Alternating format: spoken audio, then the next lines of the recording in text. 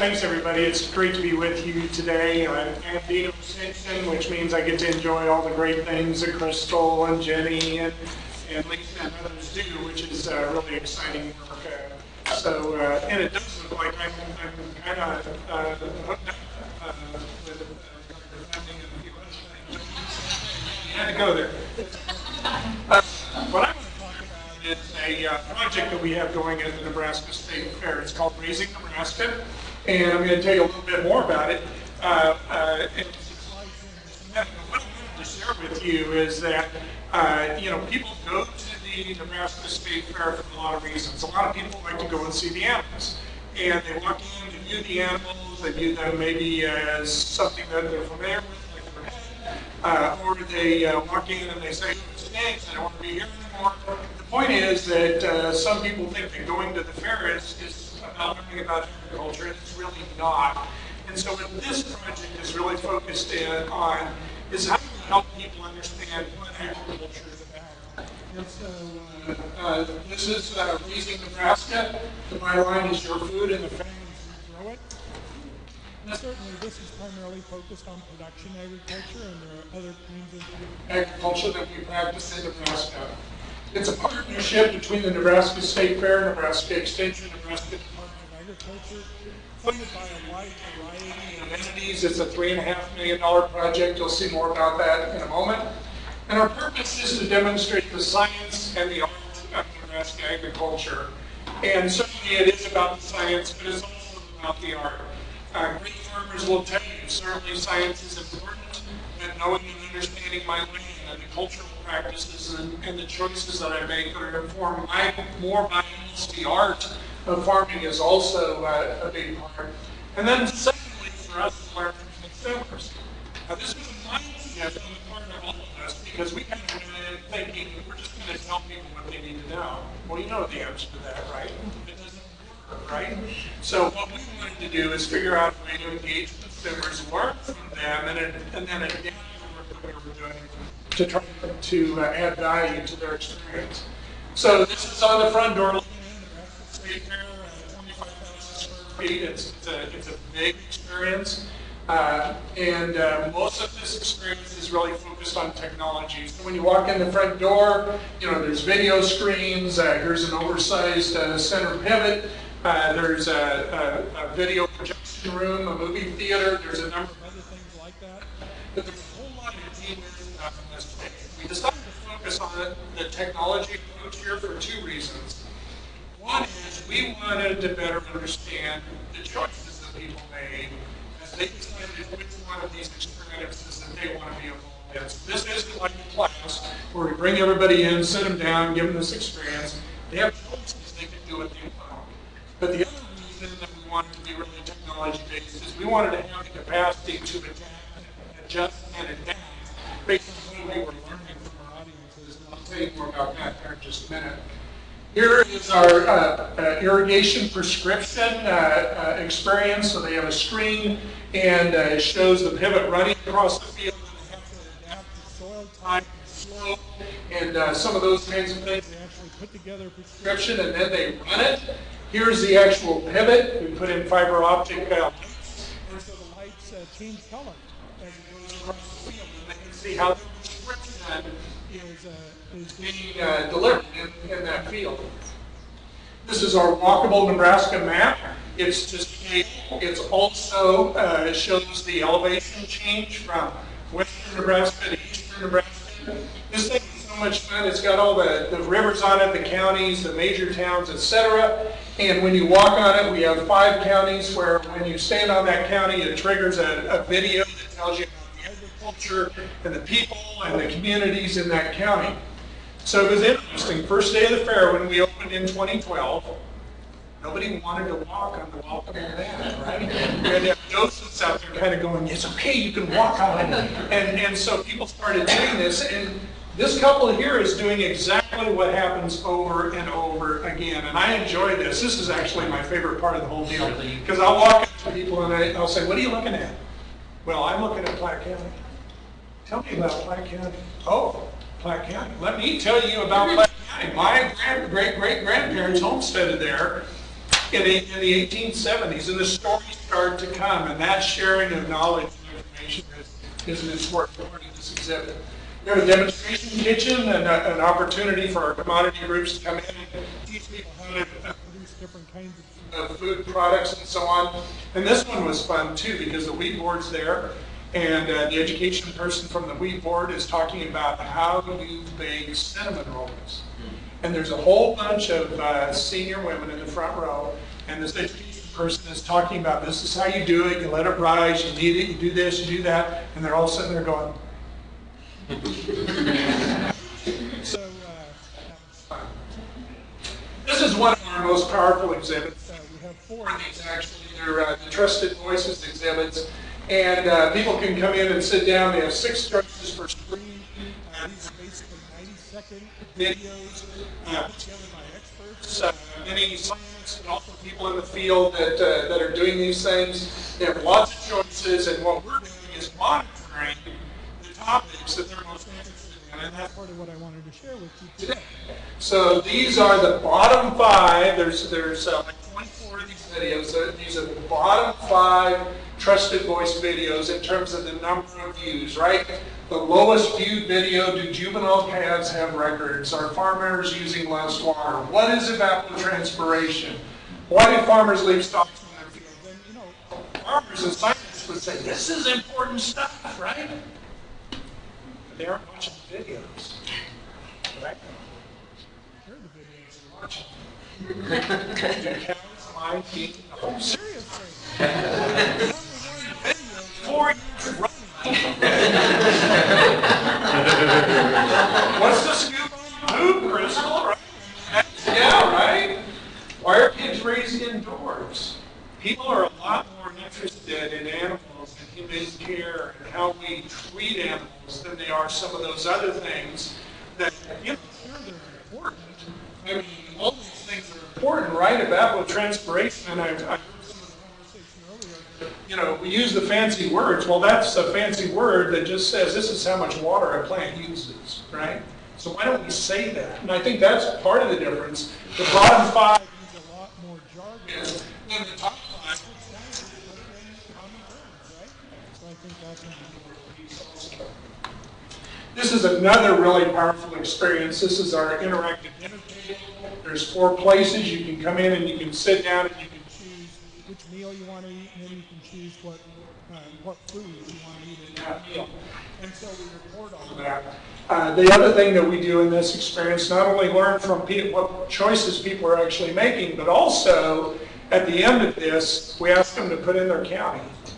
And when they put in their county and hit enter, it tells them how many what percentage of their county population is food insecure. And it's like this, oh my God. What's the average food insecurity in Nebraska? Anybody know? 45%. 45.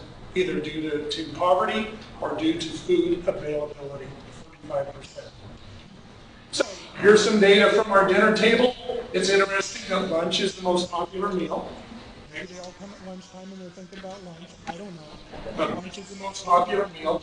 Also thought about the dinner, how many times do you really have dinner choice, right? You go home, mom or whoever puts dinner on the table, you don't really have a choice. But you go out for lunch and it's anything to do with that.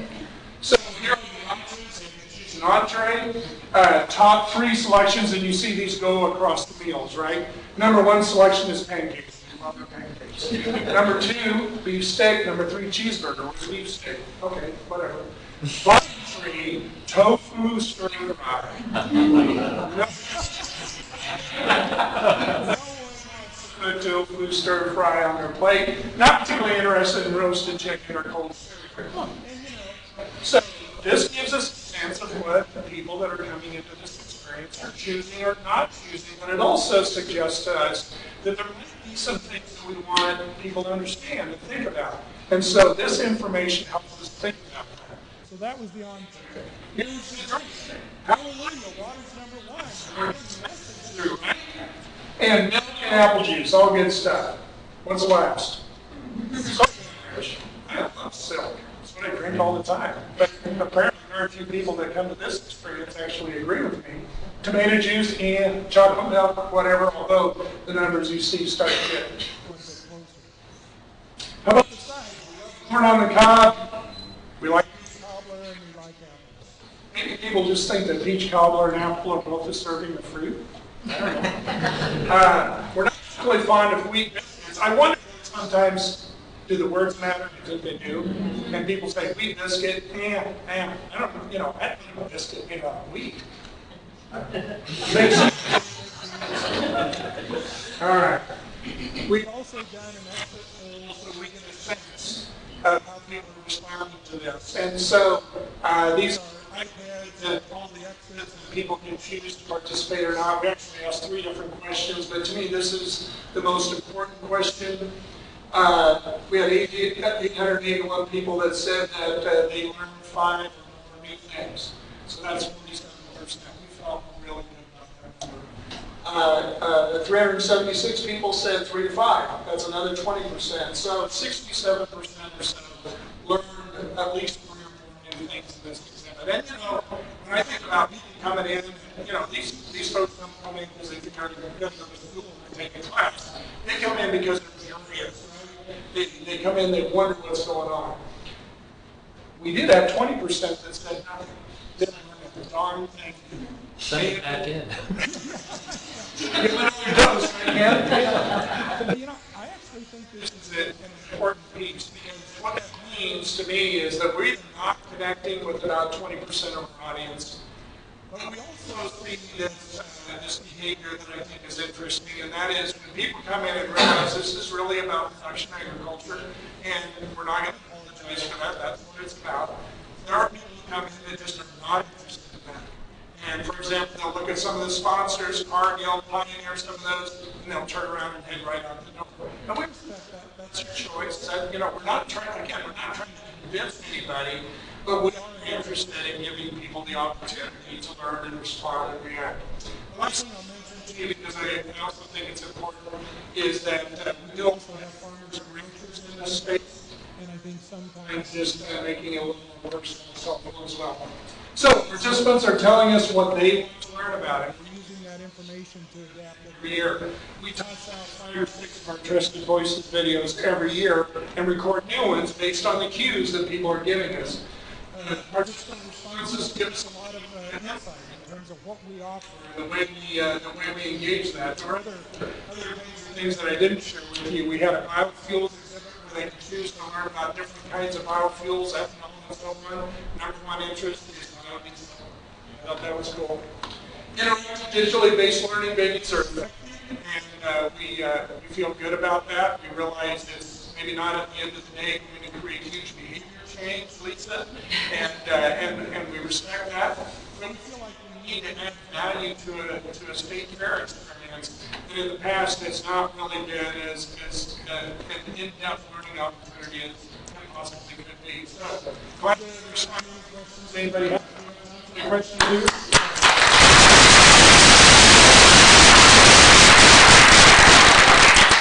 About what you were talking about, people saying they hadn't learned anything. I do wonder, because the way you asked the question is, how many things did you learn? Especially now that the fair's in Grand Island, people are coming who are rural people, so maybe they know those things. Right, right.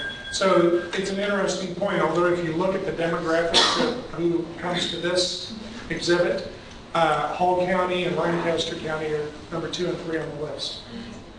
So, I mean, you very well could be right, but it's interesting to see where people come from. And not to say that people from Hall and Lancaster don't know anything about production agriculture. That wasn't the intent. But no, you know, we've thought a lot about that, and I do think that one of the changes in the state fair, because they did move to Grand Island, is a lot more rural people are coming. Yeah.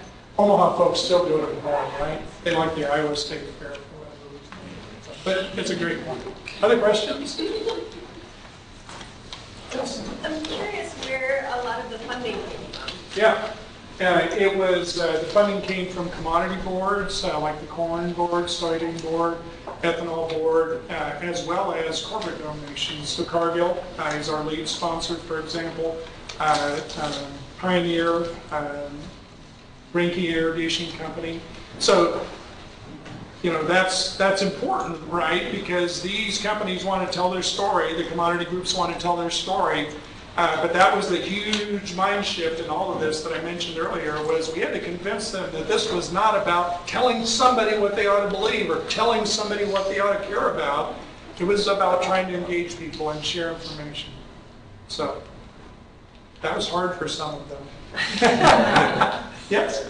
What's the composition of the research team as far as fields? As far as the information, As far as the field, the researchers that come together, is there any interdisciplinary component to it? yeah. So we've actually, all of the information that we present in this exhibit, we've interviewed dozens of scientists, but we also interview farmers and ranchers, because we think that's important as well. And if you don't believe it's important, let me tell you this real quickly, because I think it relates to some of the things that we were talking about a few minutes ago. I worked out in the Nebraska Panhandle for 12 years, and we had a really good sugar beet production team, and so we decided to challenge sugar beet farmers. We grow sugar beets our way, they grow sugar beets their way on their farm, side by side. End of the season, sugar beet farmers beat us 7 out of 10 times. Why? Because farmers know their land, they know their circumstances. They've been doing this for 100 years. We have to honor that knowledge. And so, yeah, the information that we're presenting both has a strong science base, a strong interdisciplinary base. Our new exhibit this year was about Nebraska soils. And certainly we have a lot of soil scientists involved, but we also had environmentalists and ecologists and meteorologists and others to help us think about how do we talk about soils and soils in Nebraska. So a very popular new exhibit that got a lot of attention. So I don't know if I responded to your question. Okay. Anything else? It's great to be on with all of you today. I'm so excited about a room full of people to talk about science communication. That's very cool. Great to see all of you. Thank you.